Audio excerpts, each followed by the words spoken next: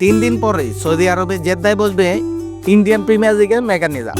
প্রথমে এবারে আইপিএল থেকে নাম প্রত্যাহার করে নিয়েছিলেন ইংল্যান্ডের গতি তারকা জোফরা আর্চার। বলা হয়েছিল চোটমুক্ত থাকতে তিনি আপাতত জাতীয় দলের খেলায় মনোযোগী। তবে শেষ মুহূর্তে সেই অবস্থান থেকে সরে এসে নিজামের জন্য নাম দিয়েছেন 29 বছর বয়সী এই তারকা। আইপিএলের মেগা নিজাম অনুষ্ঠিত হবে আগামী 24 ও 25 নভেম্বর, যার জন্য সপ্তাহ দুয়েক আগে নিজামে থাকা ক্রিকেটারদের তালিকা প্রকাশ করেছে বিসিসিআই। তার আগে অবশ্য নিজাম থেকে নাম প্রত্যাহার করেন ইংল্যান্ডের আর্চার সহ টেস্ট অধিনায়ক বেন স্টোকস, জো রুট ও মার্ক উডরা।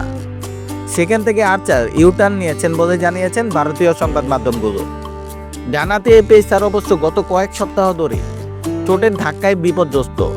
ইংল্যান্ড অস্ট্রেলিয়ার পরবর্তী অ্যাসেসের আগে নিজের প্রস্তুতি সেরে রাখতে আর্চার প্রাথমিকভাবে আইপিএল নিজাম থেকে নিজেকে সরিয়ে নেন, যে কারণে আইপিএলের নতুন নিয়ম অনুযায়ী আগামী নিজামে অংশ নিতে পারতেন না তিনি। মেগা নিজাম নাম প্রত্যাহার করা ক্রিকেটারদের জন্য এবারে এই নতুন নিয়ম করা হয়েছে।